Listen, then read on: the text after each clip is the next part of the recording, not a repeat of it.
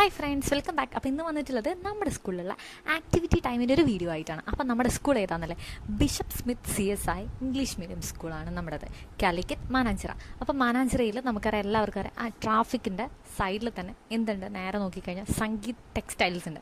അപ്പോൾ ആ ഒരു സംഗീതിൻ്റെ റൈറ്റ് സൈഡാണ് നമ്മുടെ സ്കൂൾ വരുന്നത്. അപ്പോൾ നമ്മുടെ സ്കൂളിൽ ഇന്നത്തെ ഈ ഒരു വീഡിയോയിൽ നമ്മുടെ LKG ക്ലാസ്സിൻ്റെ ഒരു വീഡിയോ ആണ്. അപ്പോൾ ഈ ഒരു LKG ക്ലാസ്സിൽ നമുക്ക് സ്റ്റഡി ടൈം മാത്രമല്ല, അതിനോടൊപ്പം തന്നെ അതുപോലെ തന്നെ കൊണ്ടുപോകുന്ന ഒരു പീരീഡും കൂടെയാണ് ആക്ടിവിറ്റി ടൈം എന്ന് പറയുന്നത്.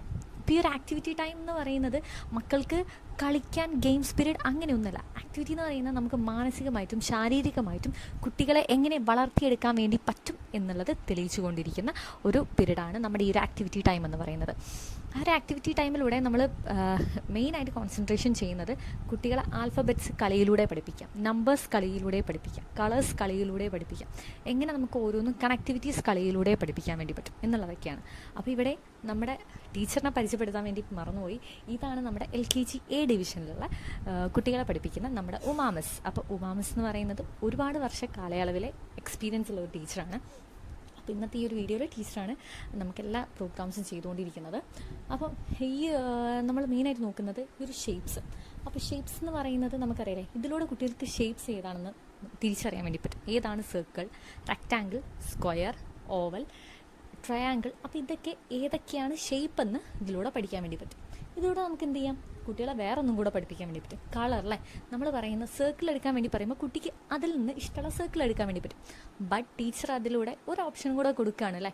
റെഡ് സർക്കിൾ എന്ന് പറയുമ്പം കുട്ടി അവിടെ ഏതെങ്കിലും ഒരു സർക്കിൾ എടുത്താൽ പോരാ അല്ലേ, റെഡ് കളറുള്ള സർക്കിൾ ഷേപ്പ് തന്നെ എടുക്കണം. അപ്പോൾ ഇതിലൂടെ കുട്ടിക്ക് എന്ത് പഠിക്കാൻ വേണ്ടി പറ്റും, സർക്കിളും കൂടെ പഠിക്കാൻ വേണ്ടി പറ്റും എന്നുള്ളതാണ്. അതിനോടൊപ്പം തന്നെ നമുക്ക് ഈ ഓരോ ഷേപ്സും കണക്ട് ചെയ്യാൻ അവിടെ ഒരു ചെറിയൊരു ഗ്യാപ്പ് വന്നിട്ടുണ്ട്. അപ്പോൾ ആ ഒരു ഗ്യാപ്പ്, രണ്ട് ഷേപ്സ് തമ്മിലുള്ള ആ ഗ്യാപ്പ് ജസ്റ്റ് ഒന്ന് പ്രസ് ചെയ്ത് കഴിഞ്ഞാൽ രണ്ടും കൂടെ കണക്റ്റ് ആയിട്ട് കിട്ടും. അപ്പം മറ്റുള്ള കുട്ടികൾക്കും കൂടെ എന്താ, ഇവിടെ ഒരു കുട്ടി ചെയ്യുന്ന ടൈമിൽ കാണുന്ന കുട്ടികൾക്കും കൂടെ പഠിക്കാൻ വേണ്ടി പറ്റും ഏതാണ് സർക്കിളിലെ.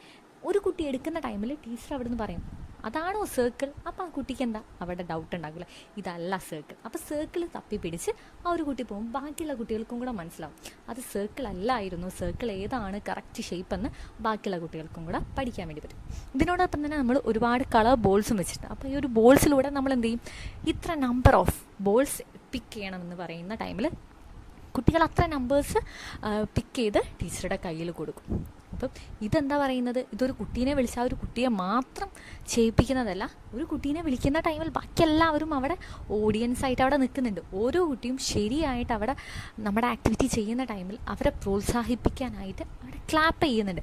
കാരണം ആ ഒരു ക്ലാപ്പിലൂടെ കുട്ടികൾക്ക് ഒരു പ്രചോദനമാണ്, ഞാൻ ചെയ്തത് ശരിയാണ്. അപ്പോൾ ഈ ഒരു അടുത്ത തവണ ചെയ്യുന്ന ടൈമിൽ നല്ലൊരു ക്ലാപ്പ് കിട്ടണം എന്നുണ്ടെങ്കിൽ ഞാൻ എന്ത് ചെയ്യണം, ഇതിലും നല്ല രീതിയിൽ ചെയ്യണം. അപ്പോൾ ഇതിലൂടെ എന്താ, തൻ്റെ കുട്ടികളെ, നമ്മുടെ സ്കൂളിലുള്ള ഓരോ കുട്ടികൾക്കും തനിക്ക് ആത്മവിശ്വാസം കൂട്ടിയെടുക്കാൻ വേണ്ടി പറ്റും.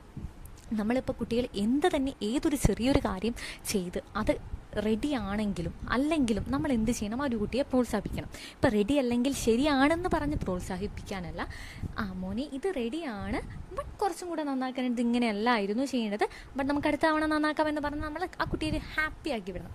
അപ്പോൾ ഈ ഒരു ആക്ടിവിറ്റീസിലൂടെ ഞാൻ ഇപ്പോഴും പറയുകയാണ്, നമ്മുടെ സ്റ്റഡി പീരീഡ് അതുപോലെ തന്നെയാണ് നമ്മുടെ ഒരു ആക്ടിവിറ്റി പീരീഡും നമ്മുടെ സ്കൂൾ കൊണ്ടുപോകുന്നത്. അപ്പം നല്ല രീതിയിൽ തന്നെ നമ്മുടെ ടീച്ചേഴ്സും സ്റ്റുഡൻസും സപ്പോർട്ടീവായിട്ട് വരുന്നുണ്ട്. അപ്പോൾ thank you for watching this video.